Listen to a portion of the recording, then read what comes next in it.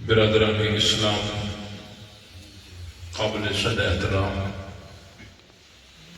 عزیز دوستوں، بزرگوں، بھائیوں، سیالکوٹ کے غیرت مند صحابہ کرام کے سپاہیوں، اہل بیت کے پروانوں، نبی کے عاشقوں، قرآن مقدس کی بابرکت محفل اللہ تعالیٰ کے مقدس گھر میں دعا ہے کہ اللہ تعالیٰ اپنی بارگاہ میں قبول فرمائے،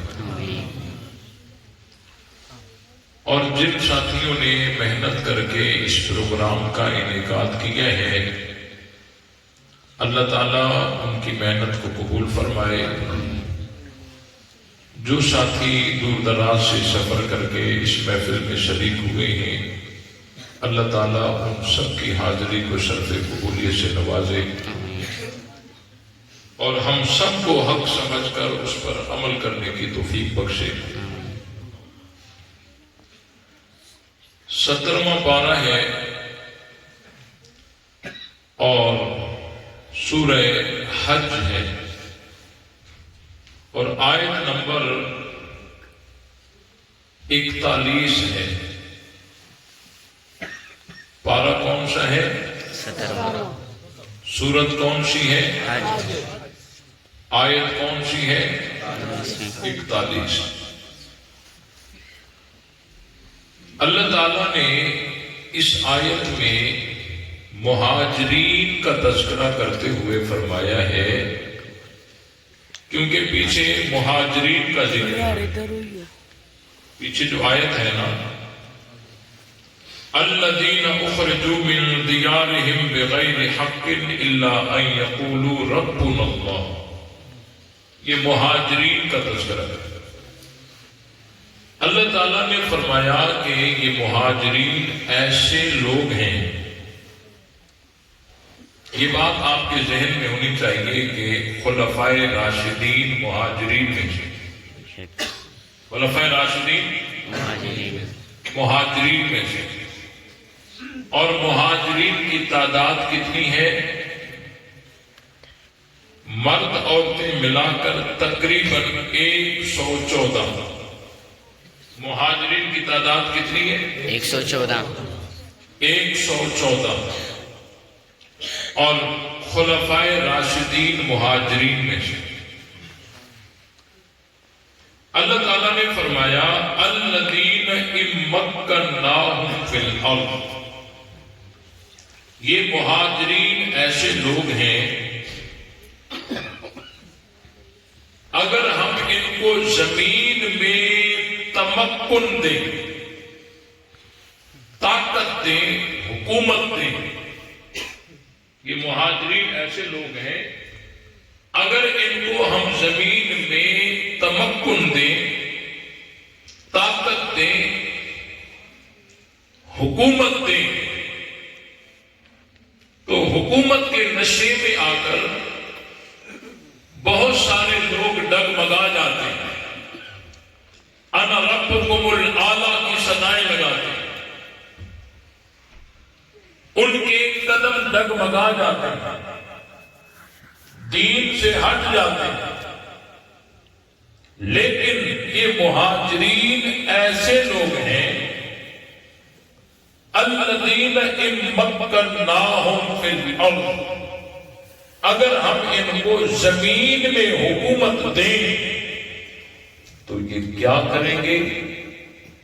قرآن کہتا ہے اقاموا الصلاۃ، نماز قائم کریں، وآتوا الزکاۃ، زکوٰۃ ادا کریں، وامروا بالمعروف، بھلائی کا حکم کریں گے، ونہوا عن المنکر، اور برائی سے روکیں گے۔ قرآن ہے نا، میں نے کیا پڑھا ہے آپ کے سامنے؟ قرآن پڑھا ہے نا۔ قرآن کہتا ہے اگر ہم ان کو حکومت دیں تو یہ کیا کریں گے؟ نماز قائم کریں گے، زکوٰۃ ادا کریں گے، وَأَمَرُوا بِالْمَعْرُوفِ، وَأَمَرُوا بِالْمَعْرُوفِ بھلائی کا حکم کریں گے، برائی سے روکیں گے. یعنی اگر ہم ان کو حکومت دیں تو یہ شریعت کے مطابق کام کریں گے. صحیح کہہ رہا ہوں غلط کہہ رہا ہوں؟ صحیح کہہ رہا ہوں غلط کہہ رہا ہوں؟ بھلائی کا حکم کریں گے، برائی سے روکیں گے. بھلائی کا حکم کریں گے، برائی سے روکیں گے. ذہن کو تھوڑا منطقی بنائیں. بھلائی کا حکم کریں گے، جس کا حکم کریں گے وہ بھلائی ہوگی. بات سمجھ آ رہی کہ نہیں آ رہی؟ جس کا حکم کریں گے، جو حکم کریں گے وہ بھلائی ہوگی، جس سے روکیں گے وہ برائی ہوگی. یہ شریعت کے مطابق کام کریں گے. قرآن سچا ہے کہ نہیں؟ ہم اہل سنت کا جرم یہی ہے کہ ہم کہتے ہیں قرآن سچا ہے، بس کسی دلیل کی کوئی ضرورت نہیں کے مطابق کام کریں. اب آئیے حضرت ابو بکر، حضرت عمر، حضرت عثمان رضی اللہ تعالی عنہم اجمعین کو حکومتیں ملی یا نہیں ملی؟ اس چیز کا انکار دشمن بھی کر سکتا نہیں. اور یہ تینوں مہاجرین میں سے ہیں یا نہیں؟ اس کا انکار بھی کوئی مخالف نہیں کر سکتا. کتنی آسان سی بات ہے. یہ مہاجرین بھی ہیں، ان کو حکومت بھی ملی ہے. اب قرآن کہتا ہے ان مہاجرین کو جب حکومت ملے گی تو جو حکم کریں گے وہ بھلائی ہوگی، جس سے روکیں گے وہ برائی ہوگی. یہ نماز قائم کریں گے، زکوٰۃ ادا کریں گے، یعنی شریعت کے مطابق کام کریں گے. اب ایک طبقہ ہے وہ کہتے ہیں نہیں قرآن صحیح نہیں ہے، ہمیں پتہ ہے انہوں نے باغ فتح والا فیصلہ صحیح نہیں کیا، باغ فتح والا فیصلہ صحیح نہیں کیا، خبر واحد تھی اور قرآن کے چکر میں آ گئی اور یہ ہو گیا وہ ہو گیا، انہوں نے صحیح نہیں کیا. اب قرآن کہتا ہے کہ وہ شریعت کے مطابق کام کریں گے. یہ کہنے سے نہیں انہوں نے شریعت کے مطابق کام نہیں کیا، ہم اس طبقے کی مانیں گے قرآن. بس بات ختم ہو. کسی لمبے بحث میں جانے کی کوئی ضرورت نہیں، کسی لمبے بحث میں جانے کی. بھئی قرآن کہتا ہے الذین ان مکناہم فی الارض اقاموا الصلاۃ وآتوا الزکاۃ وامروا بالمعروف ونہوا عن المنکر. یا تو کہو حضرت ابو بکر مہاجرین میں نہیں ہے، اگر ہے طاقت اور قدرت تو کرو انکار. یہ بھی نہیں کر سکتے. یا اس کا انکار کرو کہ ان کو حکومت نہیں ملی، یہ بھی ان کے بس کی بات نہیں ہے. جب مہاجرین بھی ہیں، حکومت بھی ملی ہے، تو قرآن کا فیصلہ ہے کہ وہ شریعت کے مطابق کام کرے. آئی بات سمجھ؟ کسی بحث میں جانے کی کوئی ضرورت نہیں. قرآن نے 1 منٹ میں پورا مسئلہ حل کر دیا. اب جو بھی کہتا ہے کہ خلفائے راشدین کا یہ فیصلہ غلط، اس کو قرآن کی یہ آیت دکھاؤ. تمہاری مانو یا قرآن کی مانو؟ ہاں ہم اہل سنت اللہ کے فضل سے، اللہ کی توفیق سے الحمدللہ ہم دلائل پیش کر سکتے ہیں کہ یہ قرآن سچ کہہ رہا ہے. اس پر ہمارے دلائل یہ قرآن. اب تم ہمارے مقابلے میں نہیں ہو. جو حضرت ابو بکر پر اعتراض کرتے ہیں وہ ہمارے تقابل میں نہیں ہے، وہ قرآن کے تقابل میں. ایک طرف سے یہ طبقہ ہے اور دوسری طرف سے قرآن ہے. ہم اہل سنت قرآن کے محافظ بن کر اور قرآن کے وکیل بن کر دلیل پیش کریں گے کہ تم جھوٹے ہو، قرآن سچا ہے. سچا ہے، سچا ہے. تمہاری ٹکر ہمارے ساتھ نہیں کی، تمہاری ٹکر قرآن کے ساتھ. یہ بات سمجھ آئی؟ بالکل آگے، بالکل آگے. تمہارا مقابلہ ہمارے ساتھ نہیں کہ قرآن کے ساتھ. اب ہم جو دلیل پیش کریں گے وہ قرآن کے سچے ہونے پر. قرآن کا فیصلہ صحیح ہے خلفاء نے کوئی غلط فیصلہ نہیں کیا۔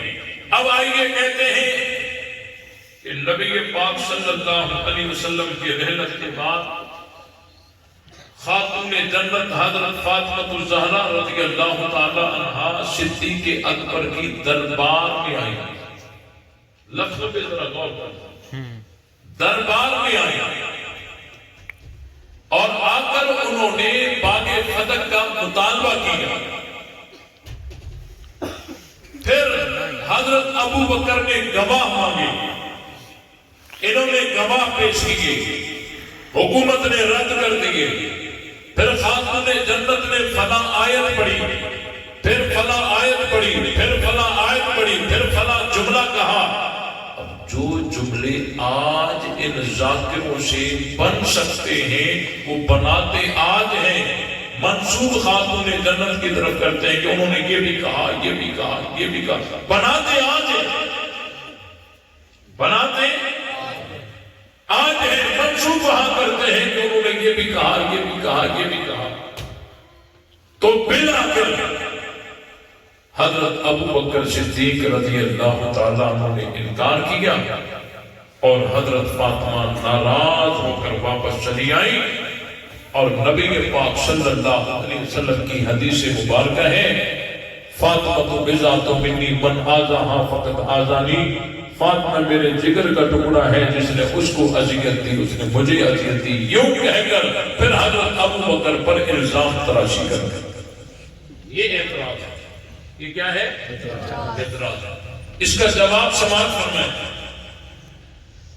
جواب ابھی دے دوں یا 4 مہینے کے بعد؟ آپ تھکے ہوئے تو نہیں؟ 4 مہینے کے بعد ابھی دیکھو، جی جی توجہ رہے۔ سب سے پہلی بات یہ کہ حضرت فاطمہ رضی اللہ تعالی عنہا حضرت ابو بکر صدیق کی دربار میں آئی۔ میں پوچھنا چاہتا ہوں یہ دربار، یہ جو لفظ دربار ہے یہ عربی ہے؟ ہاں بھائی، یہ لفظ دربار عربی نہیں ہے نا؟ عربی تو یہ کس سیغے کا ترجمہ ہے؟ وہ عربی سیغہ تو بتاؤ، وہ عبارت تو بتاؤ، بولو نا، وہ سیغہ تو بتاؤ، وہ عبارت تو بتاؤ، وہ جملہ تو بتاؤ، وہ متن تو بتاؤ جس کا ترجمہ تم نے دربار کی ہے۔ یہ ذاکروں کے پیٹ کا مسئلہ ہے اور کچھ بھی نہیں ہے، کوئی دربار نہیں تھی۔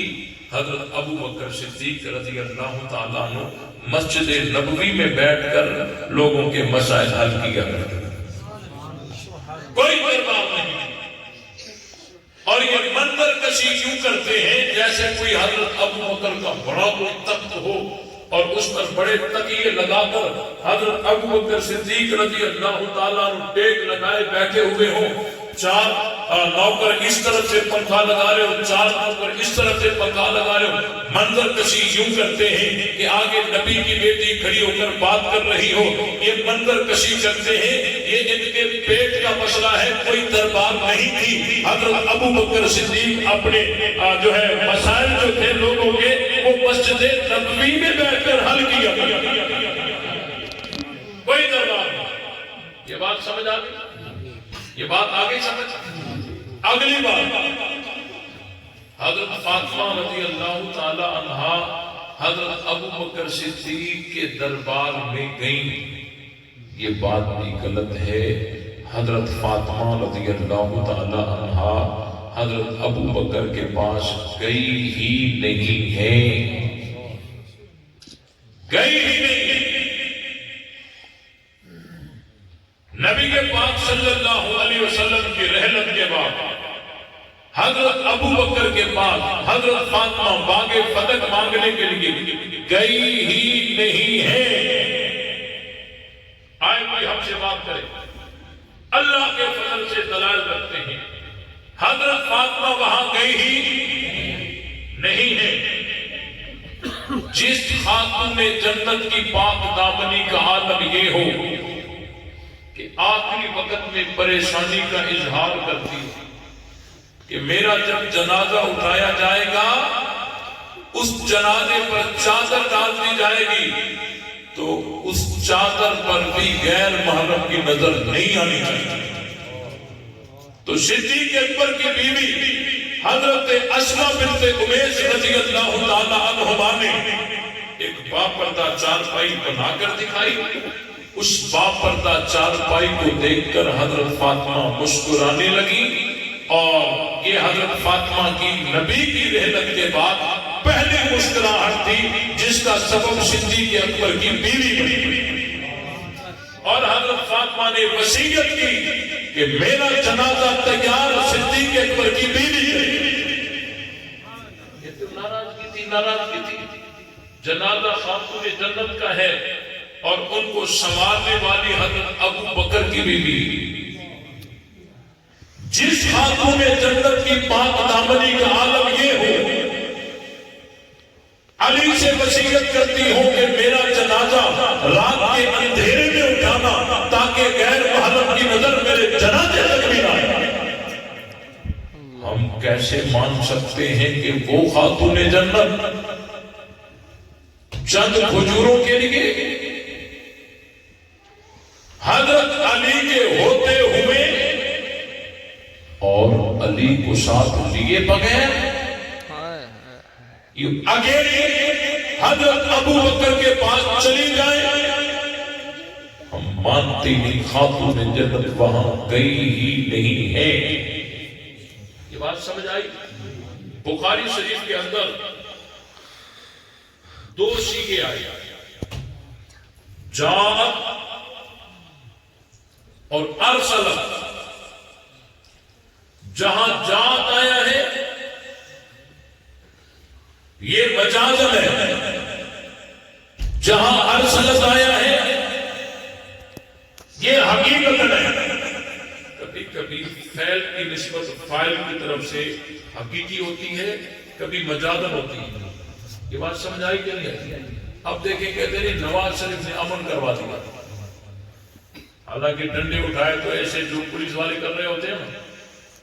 اب یہ امن کی نسبت اس کی طرف یہ مجازی ہے. ایک ایک ڈاکو کے پیچھے نواز شریف تو نہیں بھاگے نا. سمجھ آ رہی ہے بھائی؟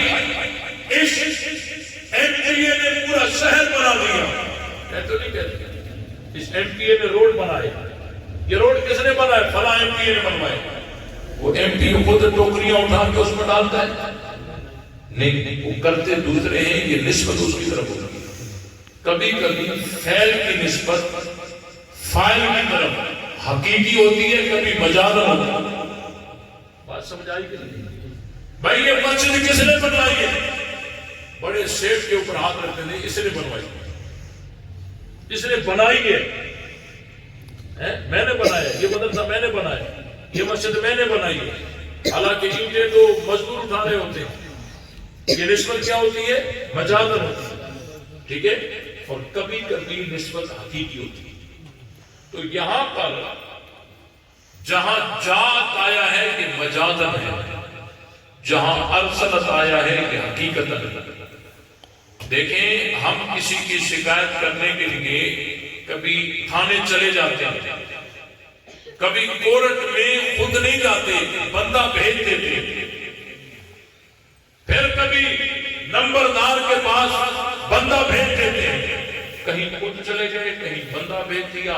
آخر میں جب اس کو بیان کرتے ہیں تو ہم یوں کہتے ہیں کہ اس کے خلاف ہم تھانے میں بھی گئے ہیں، اس کے خلاف ہم کورٹ میں بھی گئے ہیں، اس کے خلاف ہم نمبردار کے پاس بھی گئے ہیں. جہاں خود گئے نہیں ہوتے، بندہ بھیجا ہوتا ہے، وہاں بھی بیان یوں کرتے ہیں کہ ہم اس کے خلاف وہاں بھی گئے ہیں، وہاں بھی گئے ہیں. گئے ہیں کا مطلب یہ ہوتا ہے ہمارا مقدمہ وہاں پہنچا ہے. تو جہاں جات آیا ہے یہ مجازن ہے، اور جہاں ارسلت آیا ہے یہ حقیقت ہے. حضرت فاطمہ وہاں گئی ہی نہیں ہے. کرینہ ہے جس خاتون جنت کی پاک دامنی کا یہ عالم ہو، وہ خاتون جنت علی کے ہوتے ہوئے علی کو ساتھ لیے بغیر یوں اکیلی چلی جائے. ہم مانتے نہیں خاتون جنت وہاں گئی ہی نہیں. بات سمجھ آ رہی ہے یا نہیں آ رہی ہے؟ بالکل آ رہی ہے. اچھا قاصد بھیجا ہے. حضرت ابو بکر نے انکار کر دیا. انکار کر دیا. کیوں نہیں بتاتے کہ وہ کس جملوں سے انکار کیا؟ وہ جملے کون سے تھے؟ وہ عبارتیں کون سی ہیں؟ وہ الفاظ کیا ہیں؟ وہ انداز کیا ہے؟ وہ لب و لہجہ کیا ہے؟ وہ متن کیا ہے؟ وہ عبارتیں کیا ہیں؟ وہ کیا جملے تھے حضرت ابو بکر کے؟ وہ کس نوعیت کا انکار تھا؟ بس انکار کر دیا. کس نوعیت کا انکار تھا یہ کیوں نہیں بتاتے؟ حضرت ابو بکر صدیق رضی اللہ تعالیٰ عنہ کے پاس جب خاتون جنت حضرت فاطمہ رضی اللہ تعالیٰ عنہ کا قاصد آیا تو حضرت ابو بکر نے ان کو 3 جملے ارشاد فرمائے. پہلا جملہ کون سا تھا؟ پہلا جملہ یہ تھا واللہ لقرابت رسول اللہ صلی اللہ علیہ وسلم احب الی من قرابتی. فاطمہ سے کہہ دو اللہ کی قسم میں ابو بکر کو اپنی رشتے داری سے زیادہ نبی کی رشتے داری پیاری لگتی. کتنی محبت بھرے جملے ہیں. آپ کو اپنے رشتے دار پیارے، آپ کو اپنے رشتے دار پیارے، مجھے اپنے رشتے دار پیارے. لیکن حضرت ابو بکر کی عظمتوں پہ قربان، حضرت ابو بکر کو اپنے رشتے داروں سے زیادہ نبی کے رشتے دار پیارے. واللہ لقرابت رسول اللہ صلی اللہ علیہ وسلم احب الی من قرابتی. اگر میں اس کا ترجمہ یوں کروں تو مبالغہ نہیں ہوگا. حضرت ابو بکر یہاں سے یہ کہنا چاہتے تھے کہ میں ابو بکر کو، توجہ میری طرف رہے، حضرت ابو بکر یہاں سے یہ کہنا چاہتے تھے کہ میں ابو بکر کو اپنی بیٹی عائشہ سے زیادہ نبی کی بیٹی فاطمہ پیاری لگتی. کتنی محبت بھرا جملہ ہے. ایک جملہ حضرت ابو بکر کا. دوسرا جملہ فاطمہ سے کہہ دو مال ابو بکر کا ہوگا، مرضی فاطمہ کی ہوگی، جتنا مرضی لے لو. مال ابو بکر کا ہوگا، مرضی فاطمہ کی ہوگی، جتنا مرضی لے لو. واہ ابو بکر واہ، تیری جائیداد نبی پہ قربان تھی، آج نبی کی بیٹی کے لیے بھی آئی. مال ابو بکر کا ہوگا، مرضی فاطمہ کی ہوگی، جتنا مرضی لے. اور تیسرا جملہ یہ تھا کہ یہ باغ فتح مال فے میں سے ہے اور اس میں تمام مسلمانوں کا حق ہے. اور رسول اللہ صلی اللہ علیہ وسلم کی حدیث مبارکہ ہے لا نورث ما ترکنا فهو صدقۃ. انبیاء اکرام کی مالی میراث نہیں ہوتی، نہیں چلتی. اب میں نبی کی مخالفت کروں یہ مجھ سے نہیں ہو سکتا. میں نبی کی مخالفت نہیں کر سکتا. ہاں رسول اللہ صلی اللہ علیہ وسلم جس طرح باغ فتح سے آپ کو وظائف دیا کرتے تھے میں ابو بکر بھی اسی طرح دیتا رہوں گا، اسی طرح. لیکن بطور ملکیت کے، بطور وراثت کے میں تمہیں دے دوں یہ مجھ سے نہیں ہو سکتا. میں نبی کی مخالفت نہیں کر سکتا، میں مجبور ہوں. جب یہ جواب حضرت فاطمہ تک پہنچا تو حضرت فاطمہ مطمئن ہو گئی اور آخری وقت تک اس باغ فتح کے متعلق کوئی بات ہی نہیں کی. اتنی سی بات، اتنی سی بات ہے. کہتے نہیں ناراض ہو گئی، ناراض ہو گئی، ناراض ہو گئی. جھوٹ بولتے. نبی کی حدیث سن کر آپ مسلمان بھی ناراض نہیں ہوتا، حضرت فاطمہ کیوں ہوگی؟ لیکن کہتے ہیں ناراض ہو گئی، ناراض ہو گئی، ناراض ہو گئی. یہ پتہ ہے آپ کو ناراضگی پر زور کیوں دیتے ہیں؟ یہ ناراضگی پر زور اس لیے دیتے ہیں تاکہ اگلی بات فٹ کر سکیں کہ فاطمہ میرے جگر کا ٹکڑا ہے، جس نے اس کو اذیت دی اس نے مجھے اذیت دی، یہ فٹ کر سکے۔ حالانکہ اس طرف سے نہیں دیکھتے کہ اگر ہم حضرت فاطمہ کو کہیں کہ ناراض ہو گئی، یہ تان صدیق اکبر پہ نہیں بنے گا، یہ تو حضرت فاطمہ پہ بنے گا کہ نبی کی حدیث سن کر آپ مسلمان بھی ناراض نہیں ہوتا، حضرت فاطمہ ناراض کیسے ہوتی؟ یہ زور اس لیے دیتے ہیں تاکہ اگلی بار فٹ کر سکے۔ اگلی بار کہ فاطمہ میرے جگر کا ٹکڑا ہے، جس نے اس کو اذیت دی اس نے مجھے اذیت دی۔ اب یہ جملہ یہ آپ علیہ السلام نے کس موقع پر فرمایا تھا؟ یہ تو جب حضرت علی ابو جہل کی بیٹی کے ساتھ شادی کا ارادہ کر رہے تھے، تو حضرت فاطمہ کو پتہ چلا، ناراض ہو کر وہ حضور علیہ السلام کے گھر میں آئی تھی۔ اس وقت آپ علیہ السلام نے فرمایا تھا فاطمہ تو بذات منی من آذاہا فقط آذانی، فاطمہ میرے جگر کا ٹکڑا ہے، جس نے اس کو اذیت دی اس نے مجھے اذیت دی۔ تو اللہ کے نبی کی بیٹی اور اللہ کے دشمن کی بیٹی ایک نکاح میں جمع نہیں ہو سکتے، آپ علیہ السلام نے اس وقت فرمایا تھا۔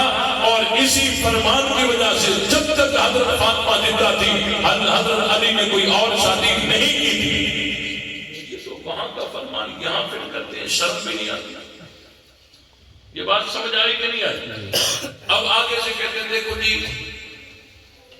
یہ خبر واحد ہے، حضرت ابو بکر نے جو بیان کی ہے وہ خبر واحد ہے، اور یہ یوسف اللہ فی اولادکم للذکر مثل حظ الانثیین، یہ قرآن ہے۔ قرآن اور خبر واحد جب ٹکر میں آ جائے تو یہ مسلم قاعدہ ہے کہ خبر واحد کو چھوڑا جائے گا، قرآن کو لیا جائے گا، لیکن اہل سنت جو ہے وہ خبر واحد کو قرآن پر ترجیح دیتے ہیں۔ یہ علماء کے سمجھنے کی باتیں ہیں، پتہ نہیں آپ کو سمجھ آئے گی نہیں ہے، اس پہ بات کر دوں میں، توجہ رہے۔ دیکھیں بھائی، سب سے پہلی بات یہ کہ یہ خبر واحد نہیں ہے، صرف حضرت ابو بکر کا فرمان نہیں ہے۔ بخاری شریف میں دوسری جلد میں صفحہ 995 پر یہ روایت موجود ہے، جس میں حضرت عمر فاروق رضی اللہ تعالیٰ عنہ کے پاس حضرت علی اور حضرت عباس دونوں آئے تھے، آپس میں ان کا اختلاف ہوا تھا، پھر کہہ رہے تھے ہمیں تقسیم کر کے دو۔ تو حضرت عمر فاروق رضی اللہ تعالیٰ عنہ نے تمام صحابہ اور بھی بیٹھے تھے، جن میں حضرت سعد بن ابی وقاص بھی تھے، حضرت زبیر بھی تھے، حضرت عثمان بھی تھے، حضرت جو ہے علی بھی تھے، حضرت عباس بھی تھے۔ اس وقت حضرت عمر نے فرمایا تھا کیا تمہیں پتہ نہیں کہ رسول اللہ صلی اللہ علیہ وسلم نے فرمایا ہماری مالی میراث نہیں ہوتی؟ تو سب نے مل کر کہا تھا قالوا نعم، جی ہاں رسول اللہ کا یہ فرمان ہمیں پتہ ہے۔ اس میں تو حضرت عثمان بھی ہیں، حضرت سعد بھی ہیں، حضرت زبیر بھی ہے، حضرت عباس بھی ہیں، حضرت علی بھی ہیں، یہ اکیلے حضرت ابو بکر کی تو بات ہی نہیں ہے، یہ تو سب کی باتیں، سب کی روایت ہو گئی یا نہیں ہوگی؟ تصدیق ہو گئی نا؟ اس میں تو حضرت عباس بھی ہے، حضرت علی بھی ہے، پھر کیوں کہتے ہو کہ یہ روایت صرف حضرت ابو بکر کو پتا تھی؟ یہ تو حضرت علی کو بھی پتا تھا، حضرت عباس کو بھی پتا تھا۔ یہ بات سمجھ آئی کہ نہیں؟ ایک بات یہ، ایک جواب۔ دوسرا جواب یہ ہے کہ یہ خبر واحد، متواتر، غیر متواتر، یہ تقسیم بعد والوں کے لیے، جنہوں نے ڈائریکٹ رسول اللہ سے سنا، ان کے لیے یہ اقسام حدیثوں کی نہیں ہے۔ ان کے لیے تو نبی کے اس فرمان پر عمل کرنا ویسا فرض ہے جیسے قرآن کی آیت پہ عمل کرنا فرض ہے۔ حضرت ابو بکر نے تو ڈائریکٹ سنا۔ دو جواب۔ تیسرا جواب کہ یہ روایت قرآن کے ٹکر میں ہے ہی نہیں۔ قرآن کی ٹکر میں تب ہوتی جب اس روایت میں نبی کا بھی ذکر ہوتا اور مالی میراث کا بھی ذکر ہوتا، تب یہ اس کے ٹکر میں ہوتی۔ حالانکہ یہ تو اجمال ہے، یوسیکم یہ مجمل ہے۔ اب اس روایت نے اس آیت کی تفسیر کی ہے کہ اس کم میں یہ کتاب امت کو ہے یا نبی بھی شامل ہے؟ روایت نے بتایا اس میں نبی شامل نہیں ہے بلکہ امت ہے۔ بہت ساری آیتیں ایسی ہوتی ہیں کہ بظاہر نبی کی استثناء بھی نہیں ہوتی اور نبی اس میں شامل بھی نہیں ہوتی۔ میرے جملوں کو ذرا سمجھیے، بہت ساری آیتیں ایسی ہوتی ہیں نبی کی استثناء بھی وہاں سے نہیں ہوتی اور نبی اس میں شامل بھی، بظاہر استثناء نہیں ہوتی اور شامل بھی، نبی اس آیت کے حکم میں شامل بھی۔ فَانكِحُوا مَا طَابَ لَكُم مِّنَ النِّسَاءِ مَثْنَىٰ وَثُلَاثَ وَرُبَاعَ، اس میں نبی کی استثناء ہے، اس آیت میں بظاہر ہے نبی کی استثناء، اور نبی اس حکم میں شامل ہے نہیں۔ 4 شادیاں کرنے کا قرآن نے حکم کیا ہے، نبی کی تو 11 بیویاں تھی، نبی تو اس آیت سے خارج ہے، استثناء بھی نہیں۔ یوصیکم اللہ فی اولادکم للذکر مثل حظ الانثیین، اس میں بظاہر نبی کی استثناء بھی نہیں اور نبی اس حکم میں شامل بھی نہیں۔ اگر یہ بھی سمجھ نہ آئے تو 5واں جواب دیتا ہوں، کوئی تو سمجھ آ جائے گا، کوئی تو سمجھ آ جائے گا۔ دیکھو تم جو کہتے ہو کہ قاتل کے لیے میراث نہیں ہے، لا میراث للقاتل، بیٹے نے باپ کو قتل کیا، اب شیعہ سنی دونوں مذہب کہتے ہیں لا میراث للقاتل، اس قاتل کے لیے کوئی میراث نہیں، باپ کا وارث نہیں بنے گا، ٹھیک ہے؟ لا یرث الکافر المسلم، بیٹا کافر ہو گیا، باپ مسلمان ہے، باپ فوت ہو گیا، یہ بیٹا کافر مسلمان کا وارث نہیں بنے گا۔ تم بھی کہتے ہو تو اصول کافی میں لکھا ہوا ہے، یہ تو اصول کافی بڑی عجیب بات ہے۔ غار میں بیٹھنے والا محمد بن یعقوب قرینی کی کتاب کو کافی کہے تو شور نہیں بچتا، حضرت عمر قرآن کو کافی کہتے تو شور بچ جاتا ہے۔ اصول کافی میں لکھا ہوا ہے کافر مومن کا وارث نہیں بنتا، قاتل مقتول کا وارث نہیں بنتا۔ یہ دونوں صورتیں اس آیت سے تم نے کیسے خارج کی؟ وہ راستہ، وہ گلی ہمیں بتا دو، ہم آپ کو یہ والی گلی ہم بتا دیں۔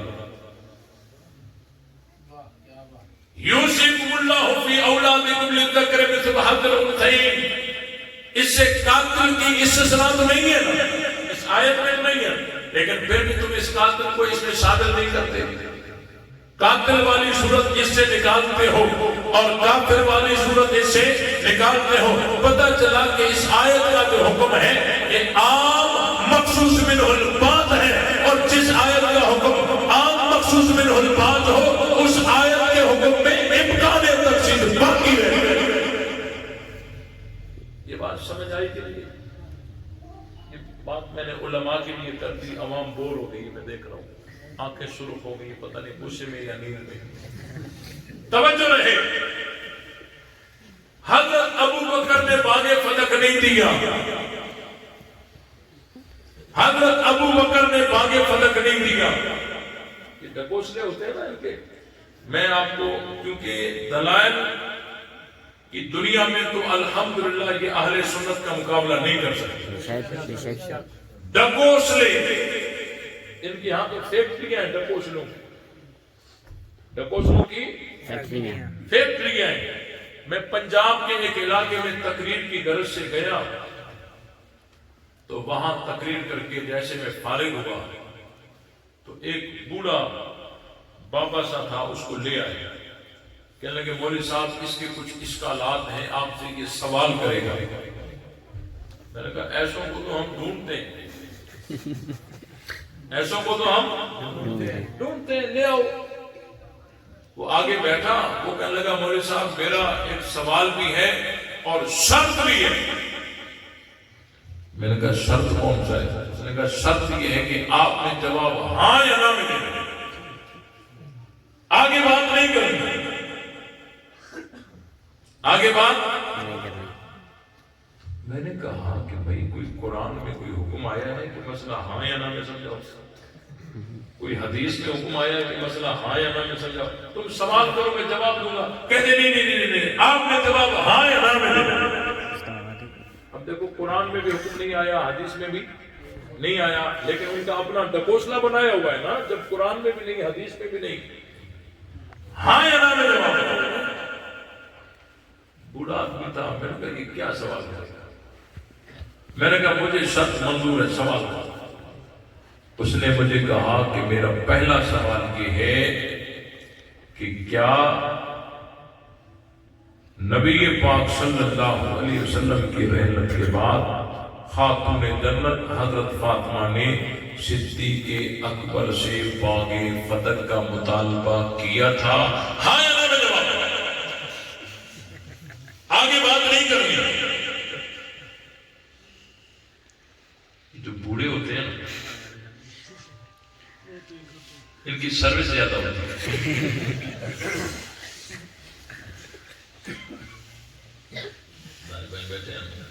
ان کی سروس کیا ہوتی ہے؟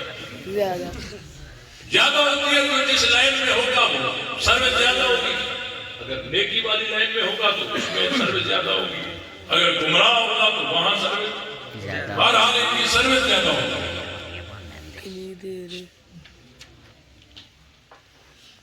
مجھے کہنے لگا ہاں یا نہ میں جواب۔ حضرت فاطمہ نے صدیق اکبر سے باغ فتح کا مطالبہ کیا تھا، ہاں یا نہ میں جواب۔ میں چونکہ شرط قبول کر چکا تھا تو میں نے کہا کہ ہاں۔ اس نے کہا بس۔ اگلا سوال میرا یہ ہے کہ کیا پھر حضرت ابو بکر نے خاتون جنت حضرت فاطمہ کو باغ فتح دیا تھا؟ ہاں یا نہ میں جواب۔ بس حق لگتا تھا نہیں لگتا تھا اس میں بحث نہیں کریں، دیا تھا یا نہیں دیا، ہاں یا نہ میں جواب۔ انداز خطرناک ہے۔ اللہ تعالیٰ کا لاکھ لاکھ شکر ہے، میرے رب کے احسان ہیں۔ اللہ تعالیٰ نے ایک بات میرے ذہن میں ڈالی۔ میں نے اسے کہا کہ ایک سوال میرا بھی ہوگا اور شرط آپ والا ہی رہے گا، آپ بھی جواب ہاں یا نہ میں دیں گے، جو جواب آپ کا وہاں ہوگا وہی جواب میرا یہاں ہوگا۔ اس نے کہا آپ کا سوال کون سا ہے؟ میں نے کہا میرا سوال یہ ہے کہ صلح حدیبیہ کے موقع پر نبی پاک صلی اللہ علیہ وسلم نے حضرت علی کو حکم کیا تھا کہ رسول اللہ کا لفظ مٹا دے، ہاں یا نہ میں جواب۔ آگے بات نہیں کریں۔ واقعہ آپ نے علماء سے سنا ہے کہ صلح حدیبیہ کے موقع پر حضرت علی صلح نامہ لکھ رہے تھے، تو لکھتے لکھتے لکھا من محمد رسول اللہ صلی اللہ علیہ وسلم، یہ صلح نامہ محمد کی طرف سے ہے جو محمد اللہ کے رسول ہیں۔ تو کافروں نے اعتراض کیا کہ یہ رسول اللہ کا لفظ مٹاؤ، ہم اگر آپ کو اللہ کا رسول مانتے تو لڑائی کیوں کرتے؟ تو آپ علیہ السلام نے فرمایا کوئی بات نہیں، علی رسول اللہ کا لفظ مٹا دے۔ آگے سے حضرت علی نے جواب دیا تھا، اے اللہ کے رسول، میں علی اپنے ہاتھوں سے رسول اللہ کا لفظ مٹا دوں؟ یہ نہیں ہو سکتا۔ پھر آپ علیہ السلام نے فرمایا کوئی بات نہیں، علی مجھے دکھاؤ کہاں لکھا ہے، میں مٹا دیتا ہوں۔ آپ علیہ السلام نے خود مٹایا تھا۔ اہل سنت کے ہاں اس واقعے میں حضرت علی پر کوئی اعتراض نہیں ہے، کیونکہ حضرت علی نے جو انکار کیا یہ نافرمانی نہیں بلکہ محبت رسول تھی۔ ایسا ہی ہے نا؟ لیکن مجھے اس بابے کو آئینہ دکھانا تھا۔ ہم بوڑھے آدمی کو سندھی میں کہتے ہیں قرآن کیا؟ قرآن بوڑھے آدمی کو کہتے ہیں، بڑھے کو۔ مجھے اس قرآن کو آئینہ دکھانا تھا۔ میں نے کہا میرا سوال یہ ہے، آپ نے جواب ہاں یا نہ میں دیا۔ کیا نبی پاک صلی اللہ علیہ وسلم نے حضرت علی کو حکم کیا تھا کہ رسول اللہ کا لفظ مٹا دے؟ ہاں یا نہ میں جواب۔ آگے بات نہیں کرنی۔ وہ بابا ادھر ادھر دیکھ کے کہنے لگا ہاں نبی نے علی سے کہا تھا۔ میں نے کہا بس۔ اگلا سوال میرا یہ ہے کہ کیا پھر علی نے نبی کا کہا مانا تھا؟ ہاں یا نا میں جواب دو۔ وہ ادھر ادھر دیکھ کے کہنے لگا مولوی صاحب یہاں تھوڑی تفصیل ہے۔ میں نے کہا یہاں بھی تھوڑی تفصیل ہے۔ وہ بابا ایسے ہینگ ہو گیا جیسے موبائل ہینگ نہیں ہو جاتا، موبائل جیسے ہینگ نہیں ہو جاتا، یہ ان کے ڈبوسے ہوتے ہیں۔ ہاں یا نا میں جواب دو، ہمیں بھی جواب دو۔ کیا حضرت علی نے نبی کا کہا مانا تھا؟ ہاں یا نا میں جواب دو۔ آگے تفصیل نہیں کریں۔ کہنے لگا مولوی صاحب وہاں تھوڑی تفصیل ہے۔ میں نے کہا یہاں بھی تھوڑی تفصیل ہے۔ یہ سارے ان کے ڈبوسے ہوتے ہیں۔ ایک ڈبوسا اور ہوتا ہے، تھک اگر نہیں گئے ہو تو بتا دو، باتیں سمجھ آ رہی ہیں؟ ایک نقص لائن کا یہ ہوتا ہے، کہتے ہیں کہ دیکھو جی ہم اس میں ڈرتے نہیں، بحث کرتے نہیں کہ حق تھا یا نہیں تھا، لگتا تھا یا نہیں لگتا تھا، ہم اس میں بحث نہیں کرتے۔ بیٹی بیٹی ہوتی ہے، جس کی بھی ہو، یہ تو نبی کی تھی، مانگا تھا تو دے دیتے۔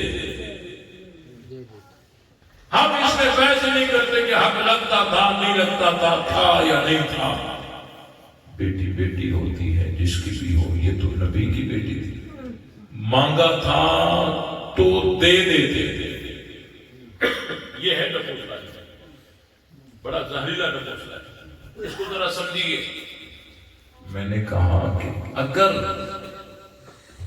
حضرت ابو بکر صدیق باغ فتح پیسے وظائف تو دیتے تھے نا، اختلاف ہے بطور وراثت کے، بطور ملکیت کے۔ اگر حضرت ابو بکر بطور ملکیت یا وراثت کے یہ باغ فتح حضرت فاطمہ کو دے دیتے تھے، پھر پتہ ہے کہ کیا کہتے؟ کہتے ارے دیکھو جی نبی نے روکا تھا کہ نبیوں کی میراث نہیں چلے گی، حضرت ابو بکر نے نبی کا کہا نہیں مانا، نبی کی مخالفت کر دی۔ اگر نہ دے تو یوں اعتراض، دے دیتے تو یوں اعتراض، مقصد شرارت۔ مقصد کیا ہے؟ شرارت۔ یہ بات سمجھ آ رہی ہے یا نہیں آ رہی ہے؟ بالکل آ رہی ہے۔ اچھا حضرت ابو بکر نے نہیں دیا، حضرت عمر نے دیا، کہتے انہوں نے بھی نہیں دیا۔ حضرت عثمان نے دیا، کہتے انہوں نے بھی نہیں دیا۔ اچھا حضرت علی نے دیا، کہتے انہوں نے بھی نہیں دیا۔ وہ اسی لیے میں نے ہاں یا نہ میں جواب، وہ ادھر ہی آئے گا، وہ بھی ادھر بھی آئے گا نا، ہاں یا نہ میں جواب دو۔ حضرت علی نے دیا، کہتے ادھر تو تفصیلیں میں یہاں بھی کرتا۔ حضرت علی نے باغ فتح دیا۔ اب یہ لوگوں کا بنایا ہوا مذہب ہے نا، تو ہر سال نیا جواب لاتے ہیں۔ ایک ذاکر ایک جواب دیتا ہے، دوسرا دیتا ہے، تیسرا کہتا ہے نہیں اس سے اچھا میں بنا دوں گا۔ پتہ چلا یہ اپنے جواب بناتے ہیں۔ اگر حضرت علی کا جواب ہوتا تو سارے ایک ہی دیتے نا۔ وہ ہر پہلے کہتے تھے کہ جی اہل بیت جو ہے نا وہ چھینی ہوئی چیز واپس نہیں لے گی۔ بھئی حضرت علی نے باغ فتح کیوں نہیں دیا اپنے دور خلافت میں؟ اگر حضرت فاطمہ نہیں تھی تو ان کے شہزادے تو تھے نا، ان کو دے دیتے۔ کہتے ہیں جی وہ اہل بیت چھینی ہوئی چیز واپس نہیں ہوئی۔ میں نے کہا علی نے خلافت تو لے لی، خلافت تو لے لی، تم ہی کہتے ہو نا حق پہلا تھا چھین کہتے، چوتھے نمبر پر دے دی تو خلافت تو لے لی، باغ فتح کر نہیں دیا۔ اب جب یہ جواب ان کا آگے سفر نہیں کر سکا تو دوسرے سال پھر دوسرا جواب بنایا۔ دوسرے سال کہنے لگے جی وہ حضرت علی نے باغ فتح اس لیے نہیں دیا کہ اہل بیت اپنی طاقت اپنے لیے استعمال نہیں کرے۔ یہ کہاں لکھا ہوا ہے؟ قرآن میں، حدیث میں کہاں لکھا ہوا ہے؟ اہل بیت نے خود کہا ہے کہ ہم اپنی طاقت اپنے لیے استعمال نہیں کریں۔ نہیں، کہیں بھی نہیں، انہوں نے خود بنایا اہل بیت اپنی طاقت اپنے لیے استعمال نہیں کریں۔ ارے بھائی حضرت علی کا تو اپنا مسئلہ ہی نہیں تھا کہ اگر وراثت چلتی تو ازواج مطہرات کو ملتی، اگر وراثت چلتی تو حضرت حسنین کریمین کو ملتی۔ علی کا تو اپنا مسئلہ ہی نہیں تھا۔ یہ بات سمجھ آئی کہ نہیں؟ اور نبی کے پاک صلی اللہ علیہ وسلم سے جب مکہ سے ہجرت کرائی گئی، آپ علیہ السلام نے اپنی طاقت استعمال کر کے اسی مکہ کو واپس لے کر فاتح مکہ بنے یا نہیں بنے؟ کس نے کہا تمہیں کہ آل بیت اپنی طاقت اپنے لیے استعمال کرے؟ اچھا پھر کوئی بات نہیں، پھر تیسرا جواب، یہ 2023 کا ایک آیا ہے وہ بھی بتاتا ہوں میں آپ کو، نیا جواب ہے۔ کہتے ہیں کہ وہ حضرت علی باغ فتح کس لیے نہیں دے رہے تھے؟ کہ حضرت علی حضرت فاطمہ کی تابعداری میں رہنا چاہتے تھے، جس طرح حضرت فاطمہ کو نہیں ملا اسی طرح ہمیں بھی نہ ملے۔ میں نے کہا پھر حضرت ابو بکر کا کیا قصور ہے؟ اگر حضرت علی حضرت فاطمہ کی تابعداری سے نکلنا نہیں چاہتے تھے تو حضرت ابو بکر تو نبی کی تابعداری سے نکلنا نہیں چاہتے تھے۔ دوسری بات، اگر تابعداری کا مسئلہ تھا تو غیر اختیاری عمل میں تو تابعداری ہوتی نہیں، غیر اختیاری عمل میں تابعداری تو تم جو منظر پیش کرتے ہو کہ حضرت فاطمہ نے مانگا، بڑی کوشش کی، ملے باغ فتح لیکن نہیں ملا، تو باغ فتح کا حضرت فاطمہ کو نہ ملنا تو یہ غیر اختیاری تھا۔ غیر اختیاری عمل میں تابعداری نہیں ہوتی۔ اچھا اگر تابعداری ہی مقصود تھی پھر تو حضرت علی پر لازم تھا کہ وہ بھی مطالبہ کرتے تاکہ تابعداری تام تو ہو جاتی۔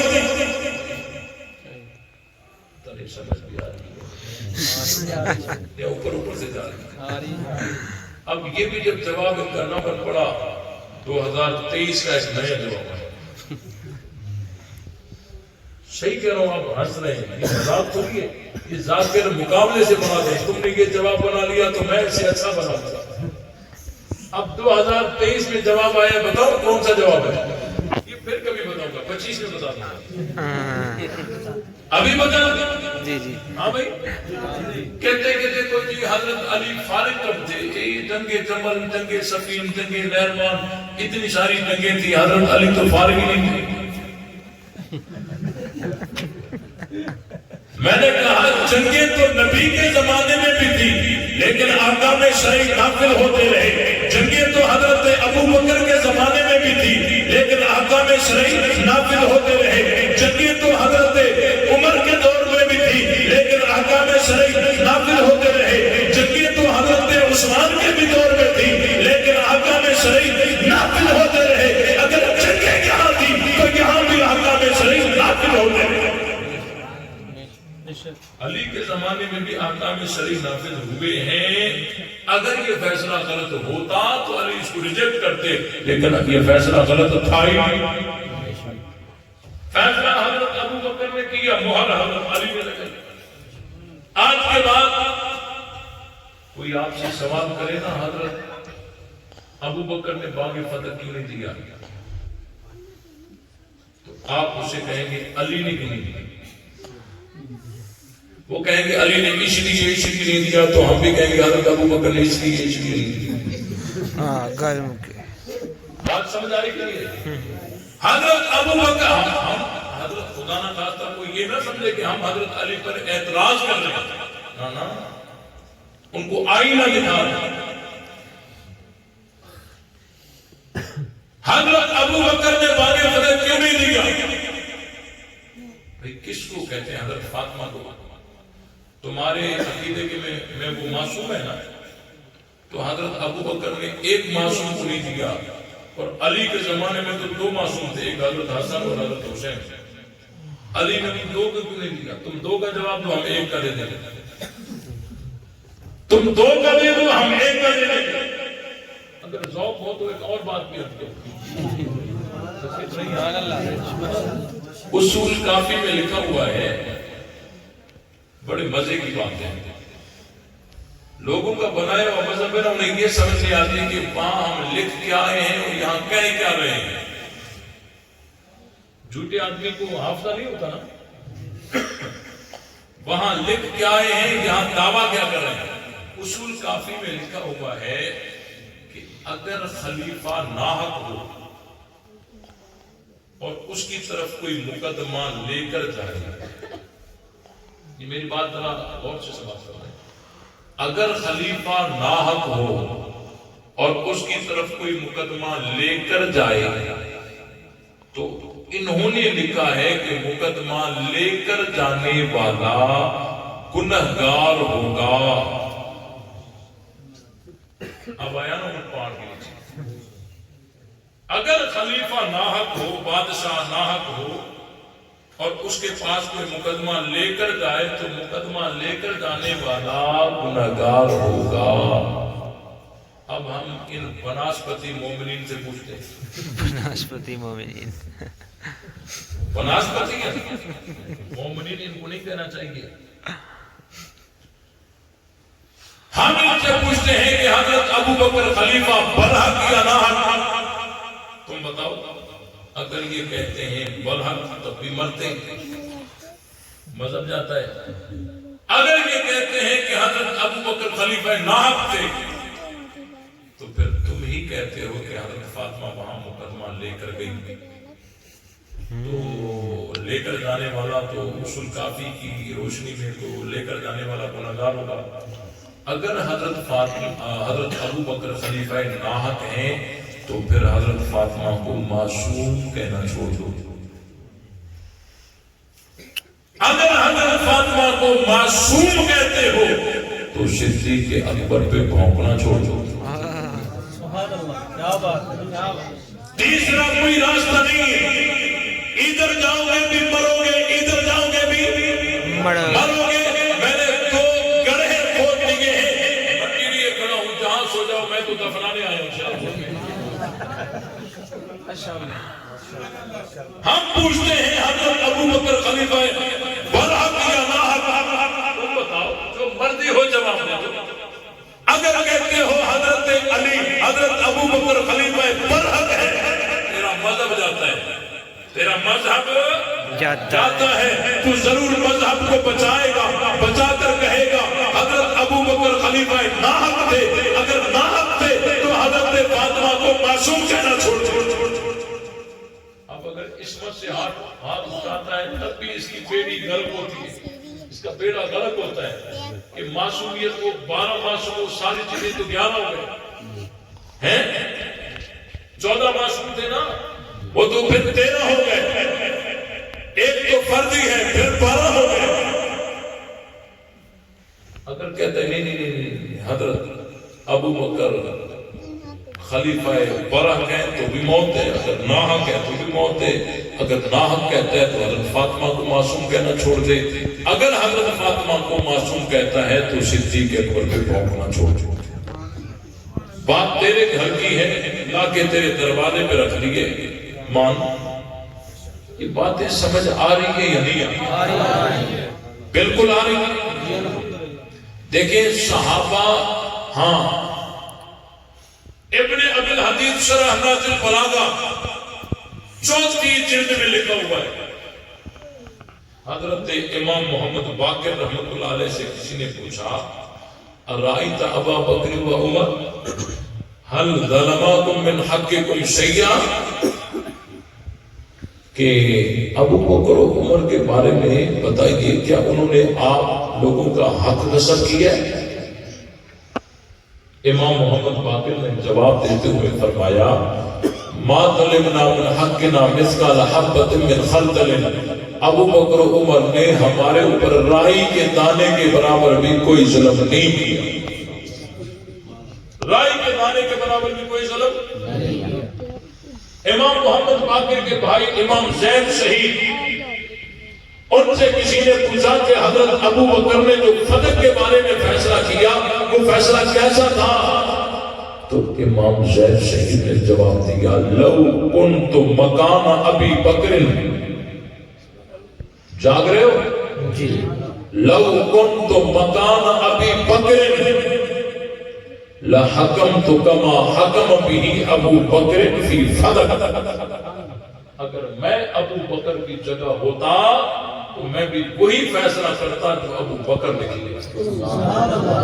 اس سے بڑی اور کیا گواہی ہو سکتی ہے؟ کوئی صحابہ اہل بیت میں کوئی اختلاف نہیں تھا، اتنا پیار تھا، اتنا پیار تھا.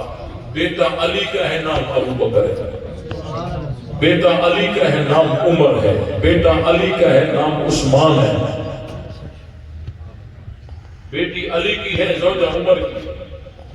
کتنا پیار ہے. یہ پہلے تو مانتے ہی نہیں تھے. ہاں جی نا حضرت علی نے اپنے بیٹوں پہ یہ نام ہی نہیں رکھے. انہیں کیا پتا کہ نیٹ کا زمانہ پیچھے آ رہا ہے. 2-4 بٹن لگانے سے کتابیں کھل جائیں گی. یہ کتاب تمہاری ہے, بیٹا علی کا ہے, نام ابو بکر ہے, بیٹا علی کا ہے, نام عمر ہے, بیٹا علی کا ہے, نام عثمان ہے. اب جب خود کو بند گلی میں پایا کہ لگے ہاں علی نے نام رکھے تھے, لیکن ان خلفاء کو دیکھ کر تھوڑی رکھے تھے. عرب میں ابو بکر اور بھی بہت سارے تھے, عرب میں عمر اور بھی بہت سارے تھے, عرب میں عثمان اور بھی بہت سارے تھے. حضرت علی نے ان خلفاء کی نیت تھوڑی کی تھی, علی نے تو دوسرے لوگوں کی نیت کر کے رکھے تھے. میں نے کہا مسئلہ تو حل ہو گیا نا. تم بھی اپنے بیٹے پر نام ابو بکر رکھو, دوسرے پر عمر رکھو, تیسرے پر عثمان رکھو. نیت وہی کر لینا جو علی نے کی تھی, نیت وہی کر لینا جو علی نے کی تھی.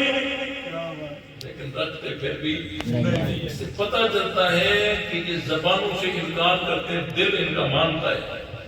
دل ہم نے پہلے کہا تھا کہ گھر میں عمر اور شیطان جمع ہو سکتے نہیں. یہ بات سمجھ آئی کہ نہیں؟ پھر کہتے تھے کچھ محبت تو 2 طرفہ ہوتی ہے نا, ایک طرفہ تھوڑی ہوتی ہے. اگر حضرت علی نے اپنے بیٹوں پر ابو بکر عمر عثمان نام رکھے تھے تو کیا حضرت ابو بکر نے اپنے بیٹے پر علی حسن حسین نام رکھا؟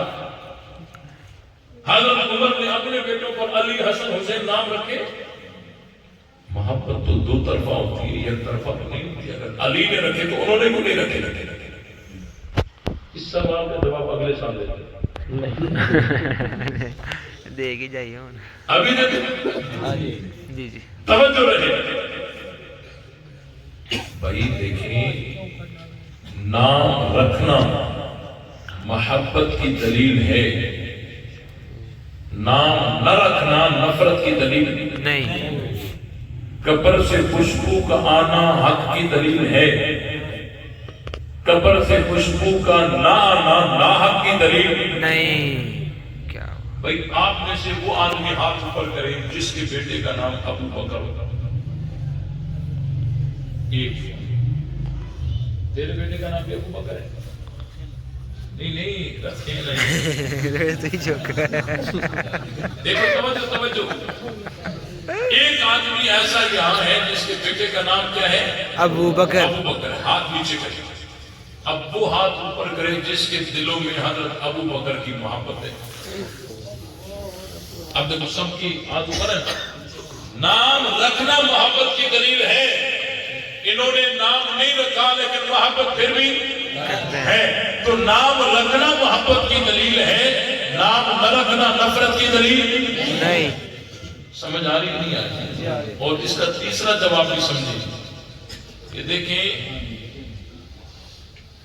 دادا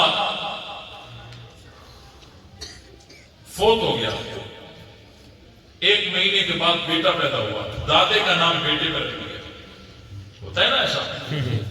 اب کوئی اگر کہے کہ حضرت آپ کے بیٹے پر تو آپ کے دادے کا نام ہے, لیکن آپ کے دادا کے کسی ایک بیٹے پر بھی آپ کا نام نہیں ہے, تو لہذا آپ کا دادا آپ سے نفرت کرتا ہے کیونکہ نام نہیں رکھا. تو یہ اس دلیل سے کوئی نفرت مانے گا؟ چوتھا جواب سماج فرمائے. کوئی تو سمجھ آ جائے گا, کوئی تو سمجھ آ جائے گا. چوتھا جواب سماج فرمائے. آج تک معمول کیا رہا ہے, جب دادا نانا زندہ ہے, گھر میں موجود ہے, بیٹا پیدا ہو, دادے کا نام رکھو گے؟ نہیں. دادا زندہ ہے, رکھو گے؟ نہیں. جب دادا فوت ہو جائے گا پھر رکھو تو رکھ سکتے ہو نا. تو آج تک معمول یہی ہے کہ جو زندہ ہوتے ہیں ان کے نام نہیں رکھے جاتے, جو اس دنیا سے چلے جاتے ہیں پھر نام رکھے جاتے ہیں. تو جب حضرت ابو بکر عمر عثمان کو اولاد ہو رہی تھی اس وقت علی تو زندہ تھے, حسن حسین تو زندہ چل پھر رہے تھے, یہ اپنے بیٹوں پہ ان کے نام کیسے رکھتے؟ اور جب حضرت علی کو اولاد ہو رہی تھی اس وقت حضرت ابو بکر تو اس دنیا سے جا چکے تھے، حضرت عمر عثمان کو جا چکے تھے، حضرت علی نے اپنے ایک بیٹے پر نام ابو بکر رکھا، ایک پر عمر رکھا، ایک پر عثمان رکھا۔ سمجھ آئی گی؟ شان کوٹ والوں کو باتیں سمجھ آ رہی ہیں یا نہیں آ رہی ہیں؟ بالکل آ رہی ہیں۔ اسی لیے صحابہ اہل بیت میں کوئی اختلاف نہیں، صحابہ اہل بیت کا آپس میں پیار تھا۔ اللہ تعالیٰ سے دعا ہے اللہ تعالیٰ ہم سب کو حق سمجھ کر اس پر عمل کرنے کی توفیق عطا فرمائے۔ وآخر دعوانا